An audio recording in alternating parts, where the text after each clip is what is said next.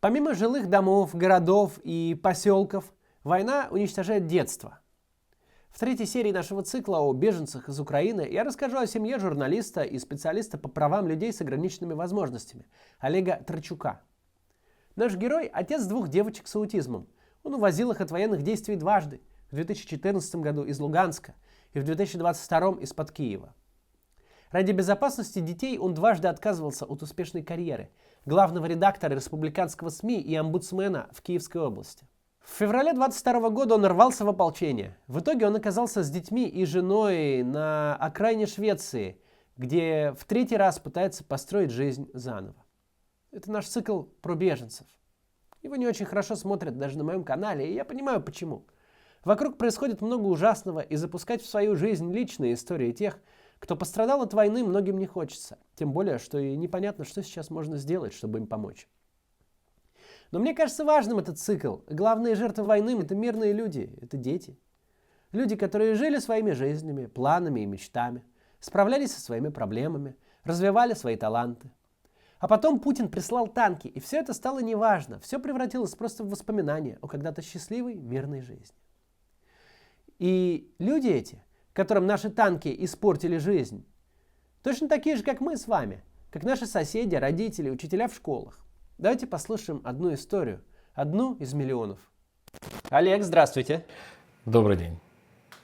Где вы сейчас находитесь? Мы находимся в Швеции, можно сказать, практически на полярном круге. Небольшой город, прямо на границе с Финляндией. Город, в котором мы живем, называется Эверторнио, над Торнио. Река Торнио – это граница, которая была создана еще после поражения Карла XII, и все, что было на другой стороне реки, отошло Российской империи. Полярно-кружный дом, вот если вот туда посмотреть. Здесь было 8 флагов стран, которые имеют на своей территории полярный круг. А флагштоков осталось 8, флагов теперь 7, потому что после февраля 22 года российский флаг убрали отсюда, потому что все-таки Россия сама не захотела находиться в кругу, в компании цивилизованных северных государств. Оно от этого географически не изменилось, но цивилизованной окончательно быть перестало. Если посмотреть на карту, то это очень далеко от всего, и я даже не смог туда доехать, поэтому я в Стокгольме. Да, потому мы онлайн. Я когда с вашими коллегами мы беседовали, сразу сказал: Максим приедет. Я говорю: вообще представляете, где мы находимся? Потому что это очень далеко. Здесь олени ходят, лоси ходят, городок небольшой. Прям по городу? Да. Олени ходят спокойно, но лоси они более агрессивны, поэтому предупреждают к ним близко не подходить. Агрессивные лоси у вас. Один из символов Швеции. Лось. То есть север туда. То есть вот сейчас мы формально за полярным кругом, а вот сейчас, когда поедем обратно, мы будем перед полярным кругом. Но все это Лапландия. То есть это же, в принципе, это точка условно. Что такое полярный круг? Это даже не географическое, это условное понимание, что вот здесь вот такое существует. А откуда вы изначально? Где вы жили, выросли? Родился я в Грузии, в Тбилиси, где, собственно, можно сказать, практически полжизни прожил. И потом в начале 90-х, когда процесс национального самосознания. То есть я понял, что, собственно, я украинец, мое место в Украине, я поеду в Украину. А как получилось, что вы родились в Тбилиси, но чувствовали себя украинцем в СССР, видимо, еще? Я когда вел передачу, была посвящена национальной тематике, и я там про национальный вопрос, там все расспрашивал. Гость, консул Грузии, говорит: а, собственно, вы кто сами по национальности будете? Я говорю: мама была армянка, папа украинец, родился в Грузии, родной язык русский. Друзья шутят, что я еврей в первом поколении. Должно быть национальное самосознание. какой, то есть вот привязан к чему? К чему-то, вот какие-то корни должны быть. Ну, может, пафосно говорю, но оно вот, ну, в 16 лет это кажется очень, так, очень важно. И я начал, ну, то есть думал, и потом, когда понял, что, ну, да, собственно, да, я рано потерял родителей, это когда вот начались все эти события конца 80-х, начала 90-х, понятно было, что Решили поехать в Украину. Да, да, при любом раскладе я все равно буду пришлый. То есть все равно не коренной. А мне хотелось чувствовать вот какую-то основу под свою. И решил переехать, переехал, ну, банально, денег хватило только до Луганска. Уже будем ближе к нашим временам передвигаться.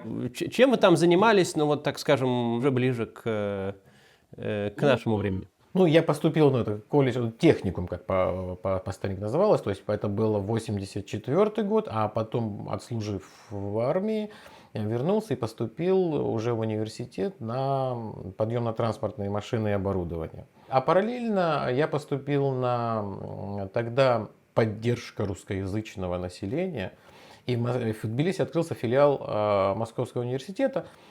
Ну, я, собственно, я уже учил, я был студентом. Мне как бы, думаю, займусь тем, что мне, ну, на тот момент казалось, как хобби, журналистика, поступил на факультет журналистики. Когда я переехал в Украину, то мне из Москвы пришло письмо, что, собственно, ну, Украина это не Грузия, здесь никто не прижимает русскоязычное население. Поэтому, если вы хотите продолжить свое обучение, то заплатите. И там была сумма, которая, ну, я уже не помню в цифрах, но это было что-то очень неподъемное, тем более для меня. А вот мое хобби, которое, как бы, оно продолжилось, пусть даже без образования. То есть я начинал, я говорю, как мальчик, который носил штатив для оператора. Ну, принеси, подай, пошел нафиг, не мешай. Там максимум мне доверяли там делать опрос на улице, этот вот, глаз народа. Был субкором одного из центральных изданий печатных украинских, и потом стал главным редактором одного из больших региональных изданий печатных. Параллельно там у меня были телевизионные передачи, там все-все-все. Кстати, хотел сказать, что газета была русскоязычная. У нас, собственно, все издания были русскоязычные на тот момент в Луганске. И если брать даже по школам, то есть я не помню, по-моему, сколько у нас там школ было, по-моему, 30, ну, в общем, несколько десятков школ, из них украинских было всего 1,5. Поэтому о ущемлении русскоязычного населения как-то странно было вести речь. То есть на момент событий 2014 года вы были в Луганске? Да. И вы были главным редактором местного СМИ, получается, известным журналистом в городе, да? Да, да. И что произошло тогда? То есть как начало все меняться и как вы отреагировали, ваше издание?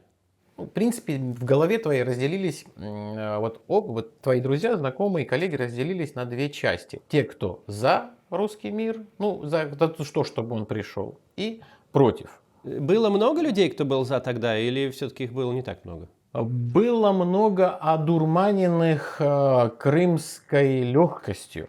После тяжелого, длительного, изнурительного плавания Крым и Севастополь возвращаются в родную гавань. Мы все преодолеем, все решим, потому что мы вместе. Слава России!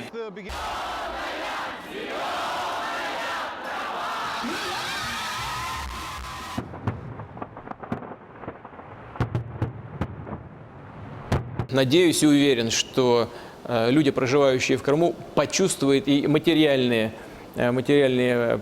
плюсы и преимущества от присоединения к Российской Федерации. Я уже не говорю о развитии самой экономики Крыма, о развитии инфраструктуры отдыха, туризма, но об этом мы еще поговорим. То есть они как думали, что это произойдет? Что вот будет просто присоединение к России и смена флагов тихо, или что будет что-то? Да, ну, тихо, может, там через митинги, через что-то, но примерно как и в Крыму, потому что много было обещаний, много было там высокая пенсия, ну и прочее, то есть высокие зарплаты, то есть все смотрели на российское телевидение, то есть и думали, что вся Россия это как Москва. То есть все везде цветочки, везде клумбочки, везде дороги, все светится, то есть очень высокий уровень жизни. И, соответственно, все это вот мы тоже так хотим. Ну, это, в принципе, как бы естественно для любых людей в любых странах, когда они смотрят, что им кажется, что люди живут там намного лучше. Ну, собственно, когда мы смотрим про Америку, мы тоже думаем, что, допустим, все живут как в Голливуде. Все красиво, ярко, броско, какой ценой это может быть даваться или вообще не даваться, то есть мало кто задумывается. То есть люди, ну, может, даже кто-то, кто и хотел этого, они надеялись, что их как бы присоединят к России, и они станут российским регионом, пусть хорошим они думали, но плохим, но они думали, что это будет что-то такое. Ну, в принципе, как бы есть такая как бы теория, скажем так, она в Украине, что есть три группы людей в Украине. Те, кто национально сознательные, те, кто пророссийский сознательный, они примерно по 20%. А 60% это какая разница? Такой подход, когда, ну какой флаг, главное, чтобы работа была, дети здоровы. То есть, ну это такие оправдания, не понимая, что определенные действия ведут за собой определенные последствия. Вот такой какой-то вот такой коллаборантский космополитизм. Надо сказать, что когда сейчас некоторые эксперты описывают состояние российского общества, они приводят похожие цифры. Что 20% резко против войны, 20% значит за, а 60% вот им все равно, нас не трогайте, мы живем там, развиваемся. То есть вот прямо оценки такие часто даются. Ну хорошо, вот 2014 год, вы главный редактор известного СМИ на русском языке в Луганске, и начинаются те события, которые начинаются. Что происходило дальше с вашей жизнью? Как вы поняли, что вы не сможете там оставаться? К нам пришли с оружием. Пришли и начали требовать, чтобы мы поставили какие-то там объявления. Подождите, то есть к вам пришли в редакцию с оружием и стали требовать? Чтобы мы дали объявление о наборе там в ополчение.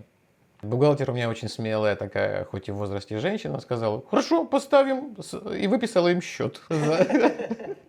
Вот, они начали думать, в общем, пошли думать с командиром, то есть, чтобы это как с этим поступить, в общем. Да, а за это мы выпустили газету, и я, в принципе, начал говорить, что надо всем разъезжаться. Если говорить серьезно, я понял, что писать то, что я хочу, мне не дадут, а писать то, что они хотят, я не буду.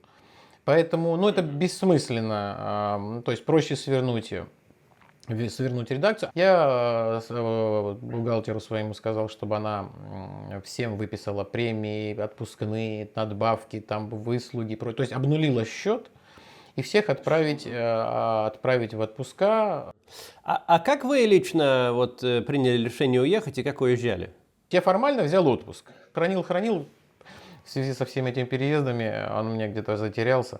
То есть у меня даже обратный билет был по окончанию отпуска, потому что я все-таки надеялся, что все будет закончено.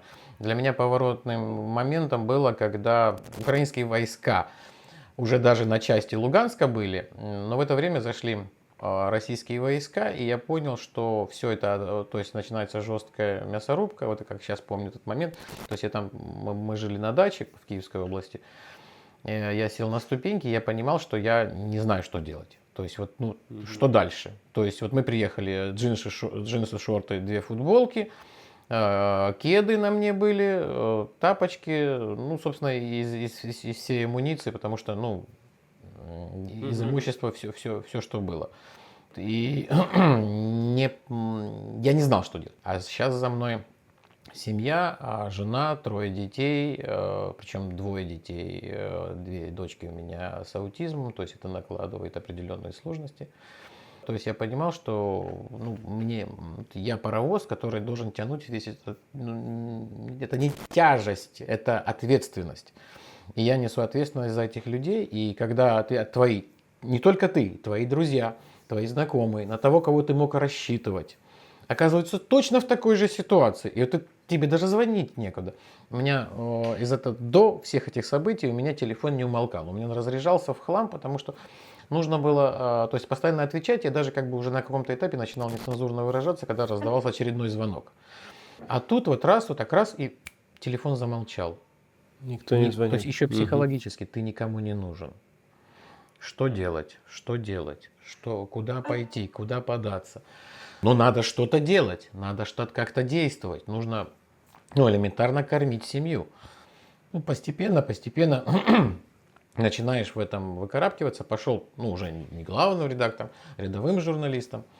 работать в парламентскую газету, и, ну, поработал год, ты видишь эту картину больше, тебе постоянно хочется подсказать главному редактору, как надо делать лучше.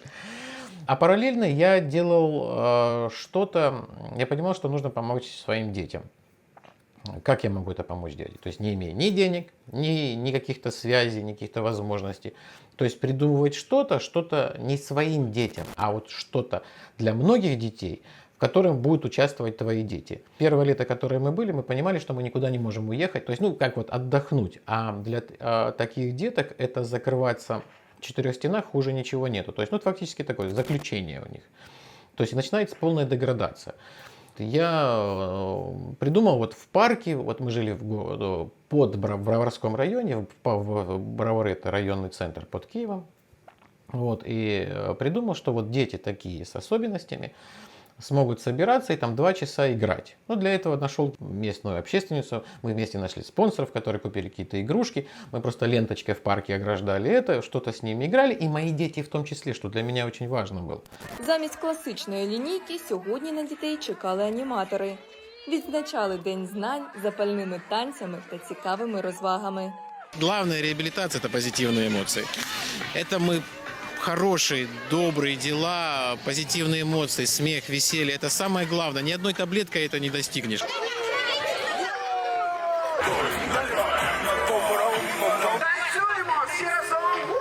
Для них был вообще, это вообще отдельная история, был очень большой стресс от переезда, потому что у детей, ну, в основном с аутизмом, то есть свои игрушки, свои книжки, свои подушки, все это очень важно. То есть они живут в своем мире, прям, я в домике. Вот. И тут их вырывают из этого.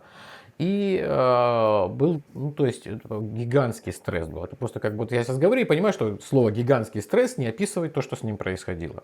Это намного хуже было. То есть они из 24 часов, 20 часов это был сплошной крик. Их двое, они близнецы. То есть у них одинаковое. Впоследствии нам понравилось минимум 3 года, чтобы их вывести из этой ситуации. 3 года. Это очень тяжело, и мы вернулись, то есть, на нулевой уровень. То есть на тот уровень, с которого у нас мы в лучшем случае могли, ну, среднее состояние 2014 года. А это потерянные годы. Для таких детей, для любых детей, потерянные годы это, то есть, это самое ценное, то есть, ну, время. Самое ценное, что может быть, то, что ты теряешь в развитии. А чем старше, тем сложнее их выдвинуть вперед, тем сложнее их развить. Начал заниматься разными проектами, как волонтер, делал и выставки, там и что-то. В общем, пошел учиться в университет менеджмента Академии образования Украины. То есть, если проще сказать, на кого ты учился, мне, ну, то есть, как на директора школы. Я тоже недавно закончил такой курс в Израиле на директора школы. У нас тоже такой. Коллега. Слушайте, а сколько же у вас образований получается? Вы уж и там учились, и сям учились? 5? Да, потому что директором школы это было 4-е. 5-е я закончил месяц назад психолога. То есть мастер, ну, как это, магистр психологии теперь еще, плюс. И потом был ковид. Это мы уже подошли к этому моменту. Центр реабилитации вот в Броварах, где мы не в самом Киевской области жили.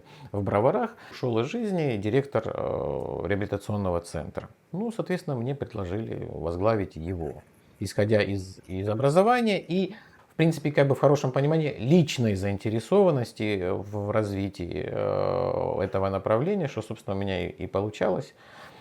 Я надеюсь, неплохо, да. Да, потому что я это понимал, как бы это шло изнутри, это мне нравилось. То есть была у меня возможность реализоваться в этом направлении и быть полезным. Вот про телефоны, когда я говорил, ты никому не нужен. А в данной ситуации ощущение, что ты нужен. И то, что ты делаешь, это хорошо и нужно. Многим людям нужно. И это где-то 22 год, то есть вы вот управляете этим центром. Я так понимаю, еще шла речь о том, чтобы вас на какую-то городскую должность назначить. Областным омбудсменом, но это я же говорю, меня только взяли, и, собственно, на этом как бы... То есть вы стали все-таки этим омбудсменом? Я стал, ну, то есть, как вот формально документы в отдел кадров, да, и война. Представителем по защите прав людей с инвалидностью, людей, не только детей, людей с инвалидностью Киевской области. К 2022 году вы наладили свою жизнь в Киеве, у вас было все хорошо, и дети ваши, я так понимаю, приспособились уже и нормально жили. Как вы узнали про то, что война началась?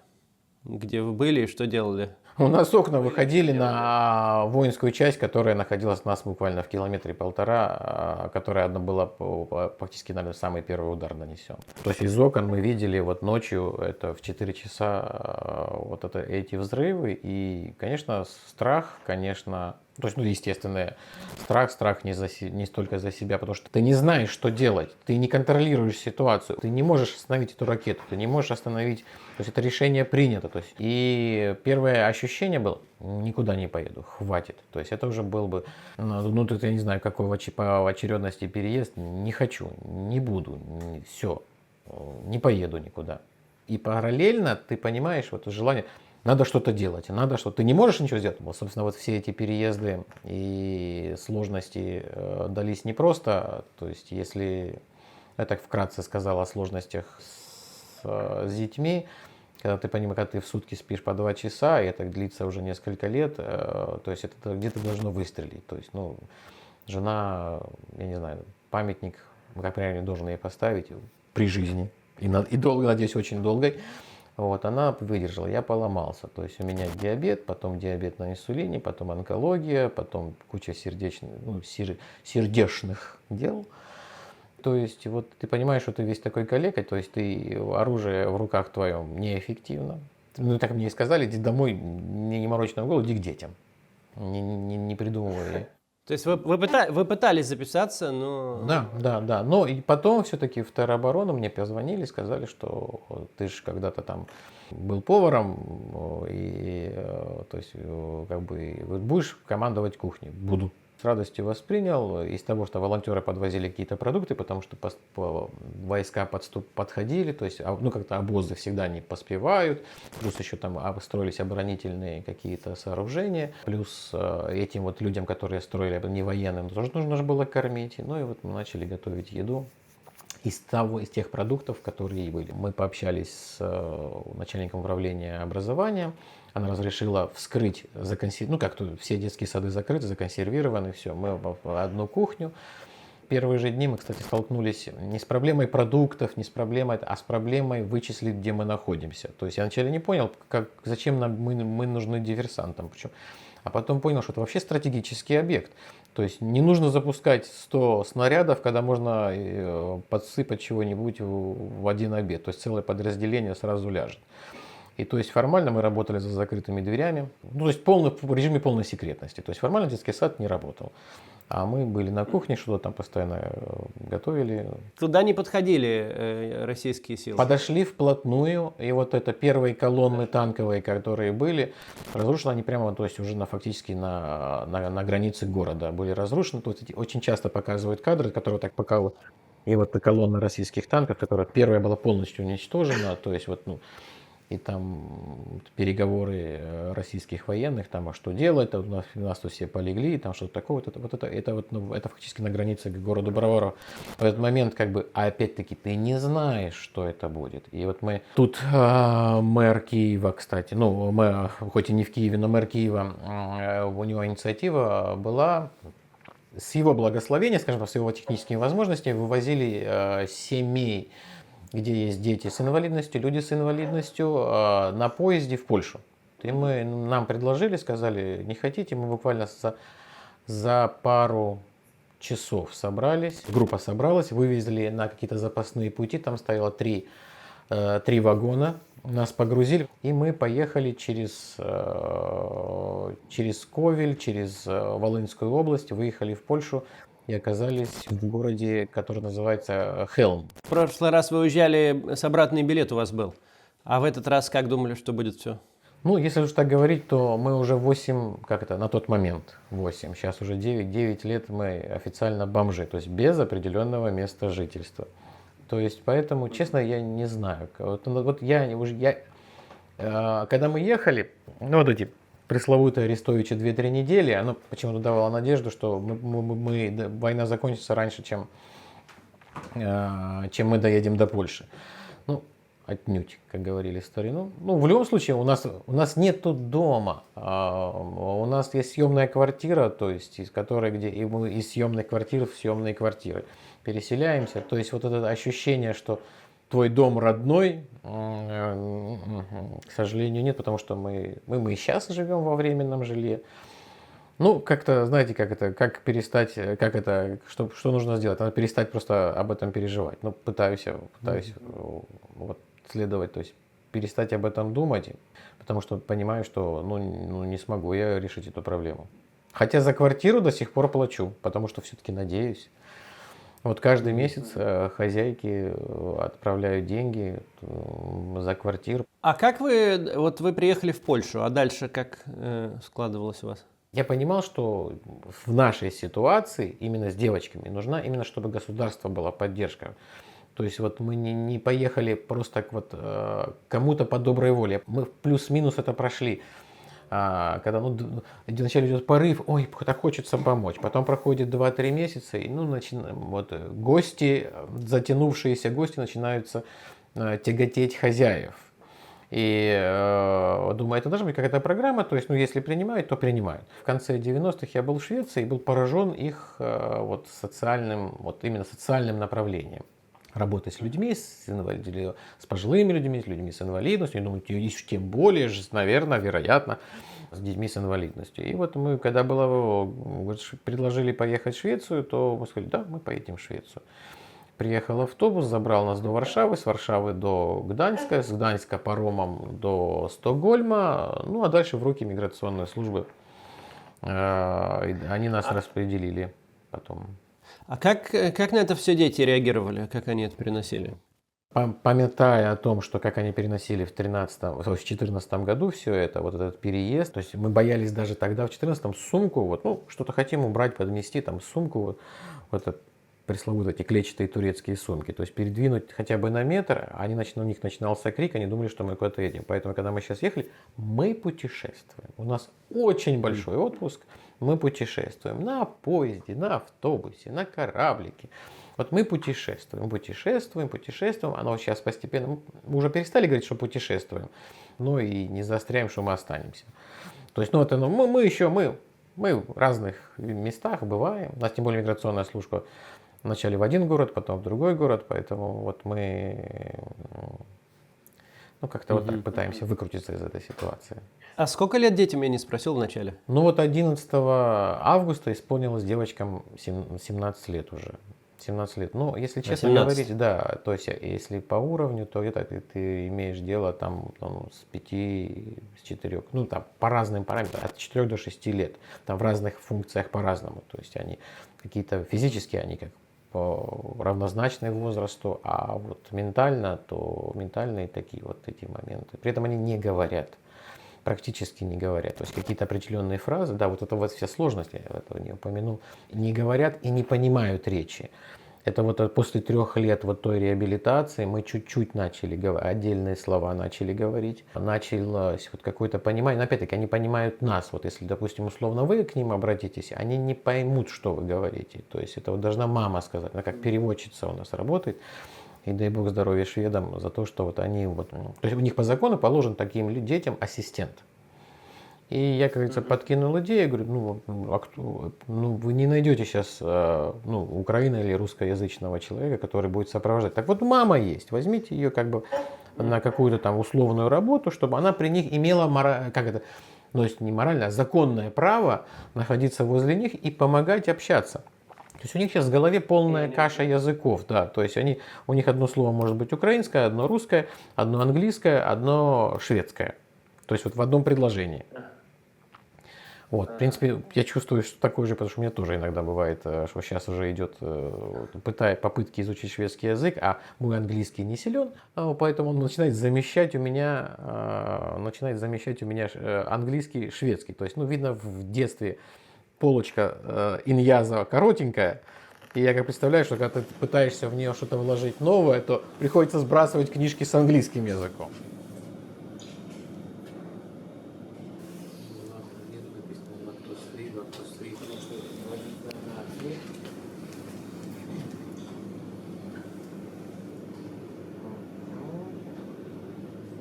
Не содержит лактозы. А вот у вас третий же еще ребенок, да? Да, сын, он закончил перед войной Киевский политехнический университет.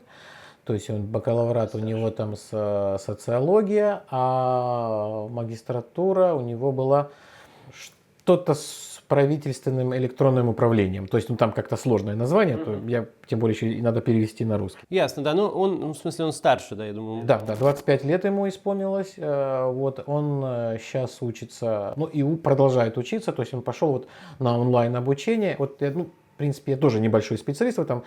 Нечто подобное, что вы рекламируете как приложение, когда для написания приложения. Ну, вот не это, но что-то другое. Как вот вы и как они устроились в Швеции?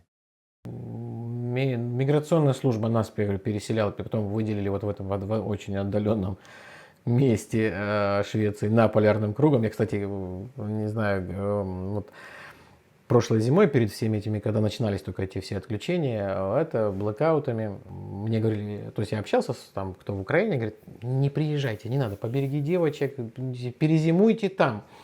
Я так думаю, ну, семейка придурков, чтобы перезимовать, они поехали на полярный круг. Мы видели, как утки отсюда улетают на юг, а мы сюда приехали. Нормально. Нас спасло, нас очень спасло, вот это я учил, вот того боялись, что вот они вот я в домике, и мы вырвали. То, что мы приехали сюда, где был снег. Они обожают зиму, они обожают снег, вот эти все эти Frozen, Снежные королевы, Рождество, Новый год. То есть это у них, они фанаты этого дела. И это нас спасло. И когда нас переселили вот из Стокгольма, вначале в город Хапаранда, который чуть южнее находится, вот мы приехали и выходим из автобуса и провалимся где-то на 1,5 метра в сугроб. То есть это проблема, но они счастливы были. Фу. Для нас это хорошо. Они ходят в школу. Вот с мамой, естественно. Вот. Пытаемся им создать. Здесь нет системы. Вот с одной стороны, здесь есть очень-очень хорошее принятие людей с инвалидностью. Очень, просто замечательное. То есть у них, ну, я всегда провожу, что у них самого понятия инвалидности нет. Вот у нас как там инвалид там, первой группы там, или второй группы. Здесь нет понятия. Все люди равные. Здесь правила, они вообще не принято вырубать вот поломанные деревья. У нас бы давно бы так, типа, ну как, все, не кондиция. Они сохраняют лес такой, какой он есть. То есть со всеми поломками, со всеми упавшими, засохшими деревьями. Ну, возможно, и такая технология тоже верная. Дают лесу самовосстановиться. Ну, не спешат люди. Вот эта фраза, о которой я говорил, что вот наша любимая фраза. То есть мы не знаем, что будет завтра, что будет через год, поэтому мы спешим вот сейчас. Они могут позволить себе дать возможности лесу расти, десятилетиями развиваться и восстанавливаться самостоятельно, без человеческой помощи. Все люди равны, то есть, ну, кто-то плохо видит, кто-то плохо слышит, кто-то плохо ходит, кто-то плохо думает. Ну, не плохо, а в смысле не так быстро. Вот, или по-особенному. То есть все равнозначны. Это супер. И никто не скажет маме, что ваш ребенок плохо воспитан, потому что он бегает. Никто не спросит, ну, может, это ребенок с аутизмом просто. Это хорошо. Но при этом они как бы, ну, их воспринимают такими, как есть. И не пытаются вытянуть их на более, ну, скажем так, на более привычные к нам нормы. Но вот это есть, но это мы компенсируем за счет нашего опыта, за счет наших знаний, за счет дополнительных занятий, которые мы дома проводим, за счет каких-то активностей, которые пытаемся сделать. Они, конечно, не в тех возможностях, которые они были в Украине, соответственно, но тем не менее пытаемся как-то каким-то образом так сделать. Вот. Девочки, берите лопатки, одевайте кроссовки.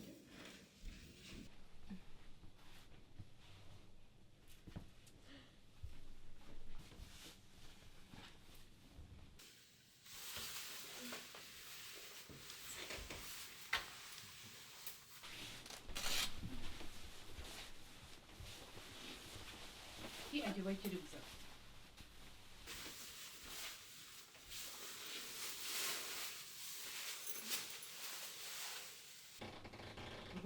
Возле велосипеда.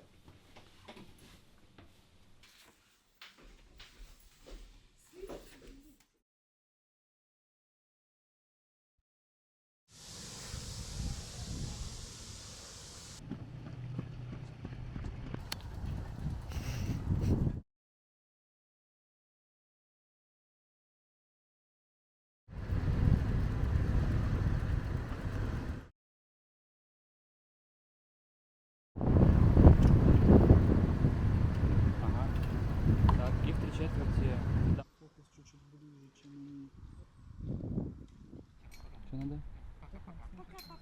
Поехали в школу, поставим велосипед.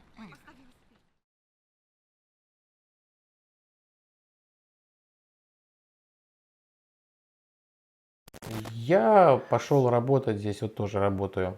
Ну, можно сказать, практически по профилю. Ну, есть такая структура, назовем так, социальная структура, что-то вроде реабилитационного центра, в котором люди живут в своих квартирах. Блок из 5 квартир, и мне так совпало, что, ну, то есть у меня молодые люди, не дети, но молодые люди. Ну, все хорошо, что я не знаю языка, я их понимаю.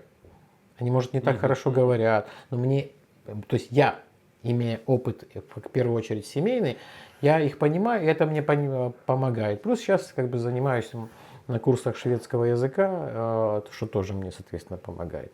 Я предполагаю, что следующий вопрос будет про перспективы. Не знаю. Вот, к сожалению, нет уверенности в завтрашнем дне. Говорится, у диких капиталистов. Вот, ну, у нас сейчас нет уверенности в завтрашнем дне. То есть, к сожалению, вынуждены жить сегодняшним. Ну, может, так в данной ситуации и не надо. Что будет дальше? И самое то, что ты понимаешь, что ты не молодеешь. И даже если, вот условно сейчас представить так, раз война закончилась, типа все возвращаются, смогу ли я себя реализовать и что-то, нет, смогу что-то, я на свою голову приключения я найду.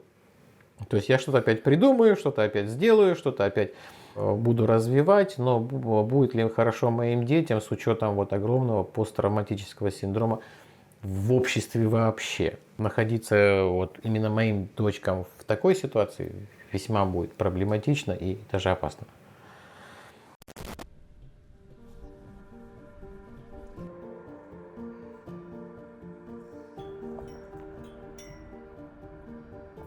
Вот так, да, сжимай.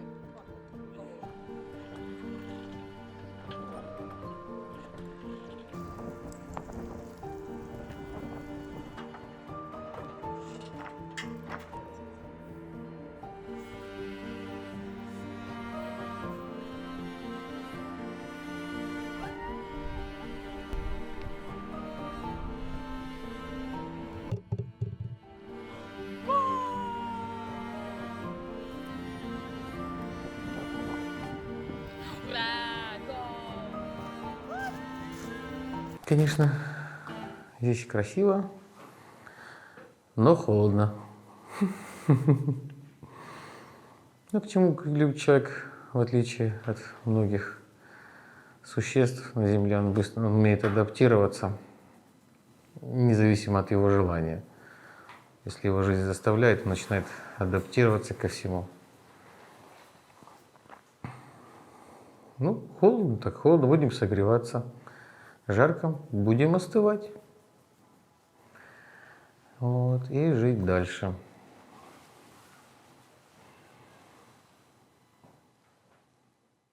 Вот в этом переезде в Швецию, что для вас самое тяжелое было, если так вот лично для вас? С учетом того, что я сказал, там все свои болячки перечислил, так, я понимаю, что не столько за себя, сколько за то, что я стану, ну, простите меня за такое, немощным и буду не тянущим паровозиком, а отягощающим ситуацию. То есть вот страх этот подсознательный, вот, который здесь сидит, он есть. Он есть. Причем здесь специфическая, наверное, как и во всей Европе, специфическая медицина, то есть она не предусматривает профилактические какие-то мероприятия, то есть здесь как это действует реактивно, то есть, ну, болит голова, выпей таблетку, там это к врачу через месяц-полтора, ну, это вы такие все истории слышали, наверное, многократно. И вот эта опасность того, что, действительно, оно вот так сложилось, что вот, я не знаю почему, то есть у меня вот сейчас очень высокий сахар, постоянно, причем беспричинно. Такое ощущение, что инсулин вообще не работает. В чем причина, неизвестно. То есть единственная рекомендация врача пока увеличьте дозу. Я говорю, ну я могу увеличивать до бесконечности, но как говорит Жванецкий, таблетку эту голову не берет. То есть что-то не то. До этого прошлым летом я резко похудел на 15 килограмм. Начались проблемы с зубами. Ну, это, условно говоря, если я с моей, как говорится, кавказскими генами у меня нужно, то есть если я утром побрился и вечером, к примеру, иду в театр, то должен бриться еще раз, потому что у меня растет. Теперь у меня такая щетина, как к вечеру раньше, вырастает только через неделю, ну, через 5 дней. То есть это какой-то сбой гормональный, возможно, ну, не знаю я. И вот это страх. Это страх не столько за себя, а за то, что ты станешь обузой для других. Вот это действительно есть. Здесь будет зима, и здесь будет зима темная. Вот это мне психологически не столько холода ожидаемо, потому что, ну, все-таки находимся далековато. А психологически как это вот перенести то, что не будет света, то, что не будет днем света.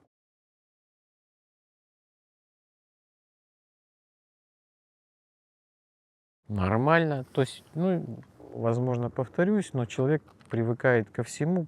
Этому очень помогает очень благожелательное принятие чужаков, коими мы являемся, коренными людьми. То есть, пожалуйста, работай, учись, занимайся, как бы все, перед тобой есть возможности. Да, есть определенные законодательные для приехавших, как бы, ну, не коренных людей, есть определенные ограничения, но, тем не менее, нет ничего невозможного для человека с интеллектом.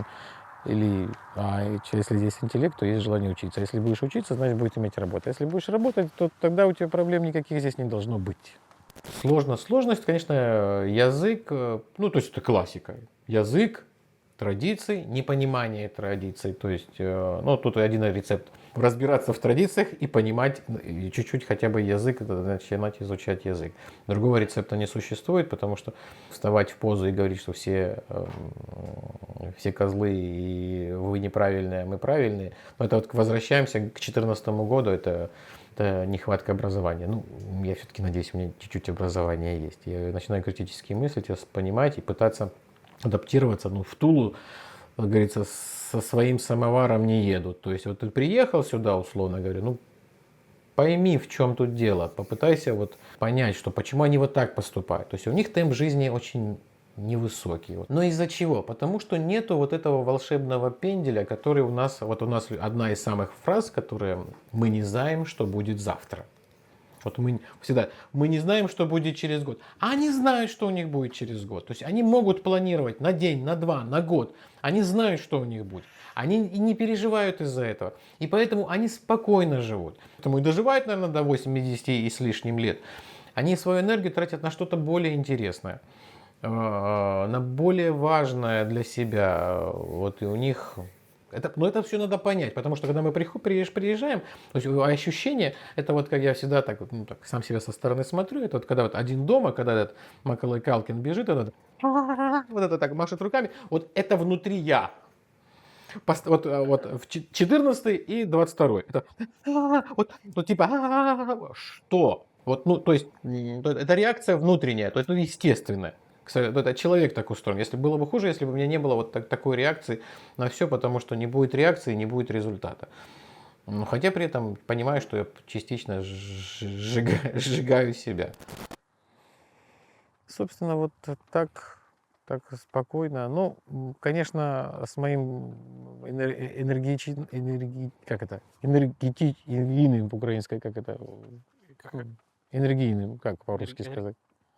Энергичным, да. Энергичным характером немножко бывает сложно, потому что мне постоянно куча идей, надо куда-то что-то делать, надо что-то делать. Я так постепенно я так ошведиваюсь, так успокаиваюсь, потому что 10 раз взвешу, обсужу в понедельник, посмотрю, что нужно сделать, все. Но, возможно, в нашей позиции, людям постарше нашим, было бы здесь, наверное, тоже хорошо. Спокойно, обеспечено, без особых приключений. Вот. Когда-то работал на работе, две женщины между собой разговаривали. Ну, примерно, я вот говорю, вот таким уровнем голоса, как я сейчас говорю. Мы говорили долго, и потом одна из них пришла и мне говорит, это, оказывается, они ругались. Вот такой уровень шума. Интересно, да. У нас бы там уже что-то бы там уже летели бы тапки, стулья, и потому что там тема была серьезная, там какие-то проблемы на работе. Это уже не столь важно. Думаю, ну вот она шведский скандал. так сказать. По вашей истории жизни и в Луганске, и в Киеве как бы видно, что вы лидер. То есть вы руководите организациями, вас слушают люди, вы можете что-то построить. Но, естественно, для лидера очень важно общение, и чтобы убедительным быть, и вот такие вот вещи. Как вы это реализовываете в Швеции? Так, очень сложный вопрос. Это одно из... Знаете как, это вы спросили за самое важное. То есть, а за это, ну это вот, конечно, мягко говоря, скучаю, мне этого недостаточно, но тут у меня дилемма. Реализовывать себя или обеспечить безопасность моим детям. Безопасность в широком понимании. Я даю это, то есть предпочтение детям, то есть в ущерб себе. Конечно, есть и предложение даже сейчас вернуться, что-то там делать, но я понимаю, что я не могу их оставить. Я не могу их оставить, и то есть я смог бы там реализоваться. Но опять-таки, тут я или мои, а для меня важнее все-таки семья. Вот для меня вопрос смысла жизни не стоит. То есть мое субъективное решение уже принято. То есть это семья и дети. Все, смысл жизни. Он прост для меня. Ну, как минимум, надо начать с языка. То есть нужно, во-первых, принять решение, что да, мы тут надолго. Ну, признаю, что я еще окончательно его не принял. Но язык я начал уже учить. Спрос, как минимум, в квалифицированных психологах здесь очень высокий. И, соответственно, особенно с детской тематикой, здесь спрос есть. И когда я только как что-то обмолвился, что вот закончен этот момент, она говорит, ой, конечно, давайте учите языки, типа нам нужно, и сразу но это в этой степени депрессивный регион. Ну, не совсем корректно сказано, то есть, здесь молодежь отсюда уезжает, как бы старая история, то есть, не густонаселенная есть, но спрос есть, то есть, есть определенные нужды, которые нужно реализовывать, ну, собственно, может быть.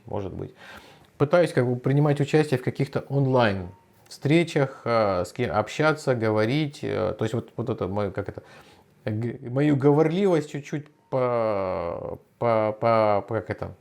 локализовать. Прошлой осенью мы и девочки, и Юля, супруга моя, вязали носки, мы отправляли в Украину детям, просто через волонтерский фонд. Потом летом вязали желто-синих и бело-красных медвежат.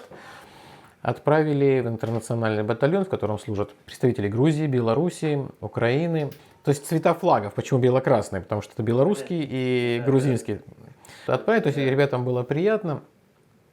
Вот, сейчас вяжем им теплые носки, потому что, судя по всему, зима тоже предстоит военной. Вот, отправим теплые носки. Опять-таки, хоть как-то помочь, пускай это капля в море, но если капель будет много, то и будет море. Меня смотрит много россиян. У меня больше половины моей аудитории находится в России физически. Конечно, в основном практически все эти люди, они, если так можно сказать, адекватных позиций придерживаются, они против войны. Но, тем не менее, смотрят много россиян, люди показывают родственникам и все такое. Вот если вы могли обратиться к россиянам, не именно к моей аудитории, а вообще ко всем, что бы вы сказали? Знаете, как в Древней Греции тех, кто не интересовался общественной деятельностью, называли идиотами. Не в оскорбление, а просто это люди не интересуются общественной жизнью. Какая разница? Это люди тех времен, какая разница? Я не в оскорбление, а хочу сказать, россияне, не будьте идиотами, интересуйтесь своей страной. Если вы будете ее развивать, поднимать, то вам нафиг не нужно будет завоевывать чужие территории. У вас огромная страна. Вы можете сделать из нее такое государство, которое люди сами захотят, не знаю, если не присоединиться, то иметь что-то общее. Теперь вы огромная страна, с которой не хотят не иметь общего никто. По крайней мере, более-менее адекватные люди. Поэтому, по древнегреческой версии, не будьте идиотами. Думайте о своей стране, интересуйтесь тем, что происходит. Какая разница? Если какая разница сегодня вы говорите по поводу украинцев, то завтра скажут, какая разница по отношению к вам. И тогда уже будет слишком поздно. И в этом спокойном мире так оказалось, что одним флагом стало меньше. По глупости своей, подставив, как говорится, многомиллионную страну, в принципе, и, к сожалению, страна там не сильно этому сопротивлялась.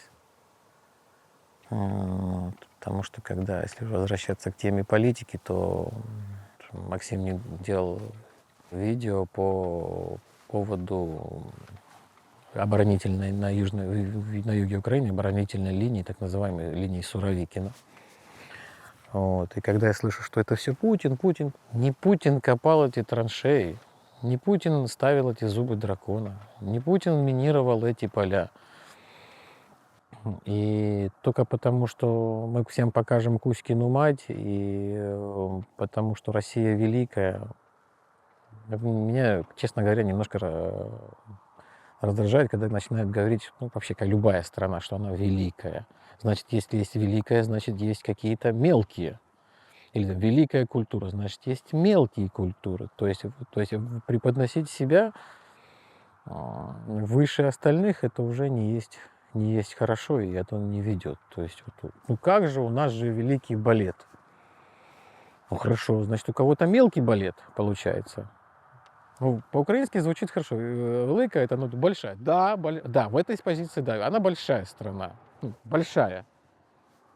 Для того, чтобы великая, нужно быть, немножко вести себя по-другому, если мягко говоря.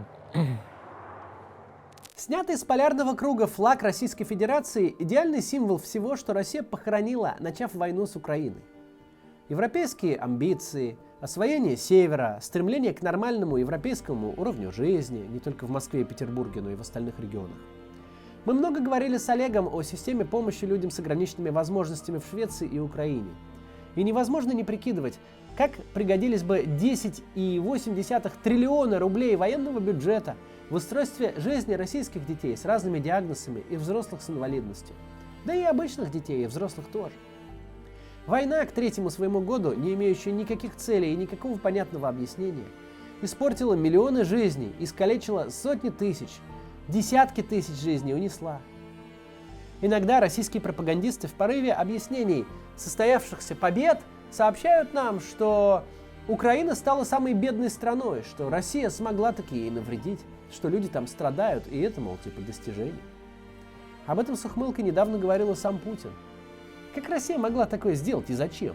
На этот вопрос мы еще много лет будем искать ответ.